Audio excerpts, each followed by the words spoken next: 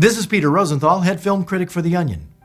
Today, as the Halloween season draws near, I'll be looking back at some of the most beloved horror classics in cinema history. Let's take a look at 1999's The Blair Witch Project, a film lauded for pioneering the found footage genre with its unnerving tale of college students lost in the woods, but which also cruelly and needlessly vilified Blair witches, prompting Americans to hunt these harmless and majestic creatures to the point of extinction. Directed by Daniel Myrick and Eduardo Sanchez, The Blair Witch Project relies heavily on a sense of documentary realism to craft its narrative, which makes it all the more shameful that the movie perpetuates so many blatantly false myths about the noble Blair witches that grace our forests and national parks. Indeed, the story revolves around the frankly unbelievable plot device of a supposedly evil Blair witch murdering a group of children in South Dakota. This despite the fact that Blair witches are naturally docile creatures who almost never attack unless provoked, and that statistically speaking, witch-related deaths are almost non-existent. During the film's climax, as the students grow increasingly disoriented by their situation, one has to wonder how none of them ever learned that you just need to bang a couple of pots together to frighten a Blair witch and send it skittering off into the woods.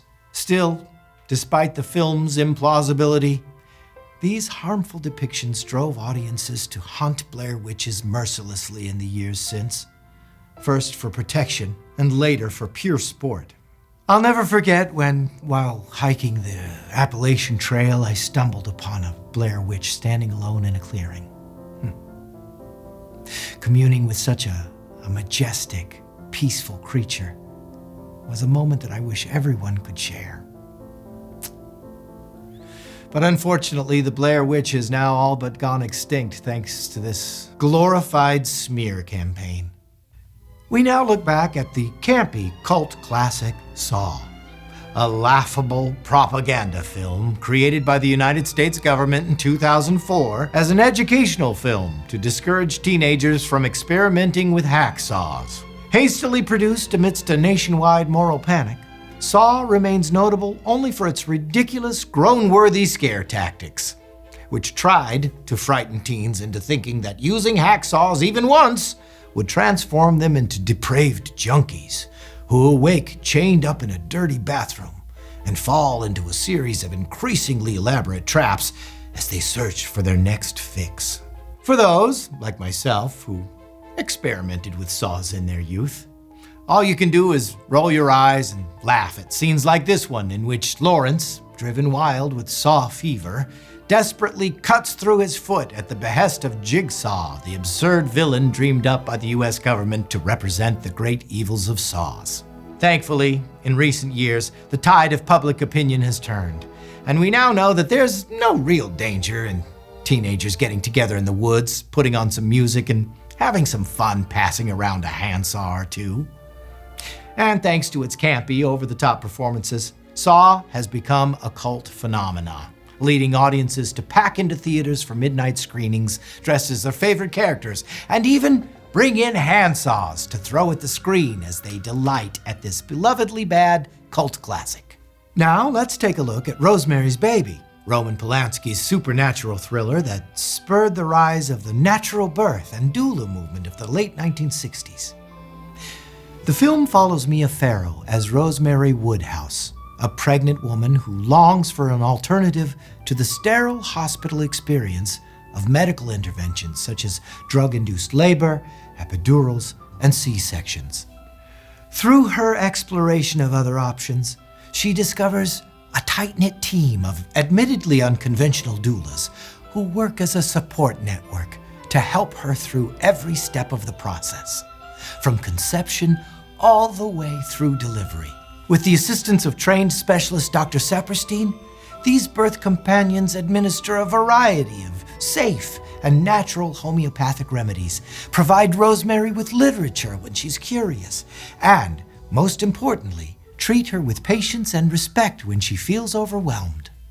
Along the way, the audience is introduced to a new perspective on childbirth, no longer a mere medical procedure confined to a cold, unfeeling hospital room, but a beautiful and intimate experience that can take place naturally in one's own home.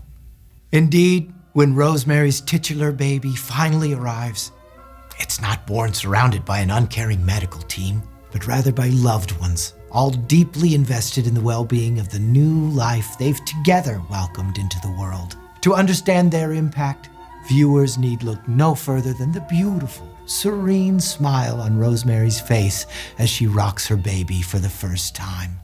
We now look back at the Alfred Hitchcock classic Psycho, which revolutionized horror cinema with its famous twist of a magical skeleton who can shapeshift to avoid detection.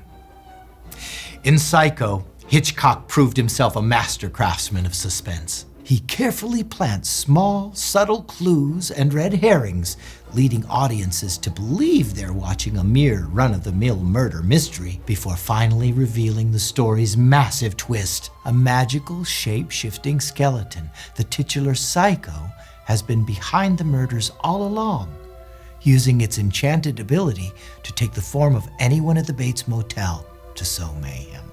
In the film's iconic shower scene, Janet Leigh is stabbed by what appears to be a woman visible in silhouette behind the shower curtain. But Hitchcock later completely upends audience expectations with the revelation that the murder was actually committed by the magical skeleton, who merely took on the form of a woman in order to cover its magical tracks. Indeed, thanks to Hitchcock's deft touch, the viewer realizes that beyond being merely magical, the skeleton is also wickedly cunning, hiding right before the viewer's very eyes in a rocking chair. Soon, Vera Miles's Lila arrives at the Bates Motel to look for her murdered sister, and Hitchcock continues to keep the audience guessing before executing a masterful fake-out in Psycho's final scene. Just when Lila thinks she's finally cornered the evil skeleton, it's revealed to be a mere decoy. Just then, the real skeleton appears behind her with a knife, having morphed itself into the devilishly confounding disguise of Norman Bates dressed in women's clothing. It's then, and only then, that the audience is allowed to exhale and process the revelation. Ah, of course, it's been a magical, shape-shifting skeleton all along. And yet, in the years since Psycho's release, the once shocking twist ending has been so frequently imitated that it now borders on cliché. From Friday the 13th to The Sixth Sense, I can hardly remember a single horror movie released in the past decade that hasn't hinged on a magical shape-shifting skeleton as its twist ending. It's often hard to remember that it was Hitchcock and his visionary genius that started it all. For the Onion's Film Standard, I'm Peter Rosenthal.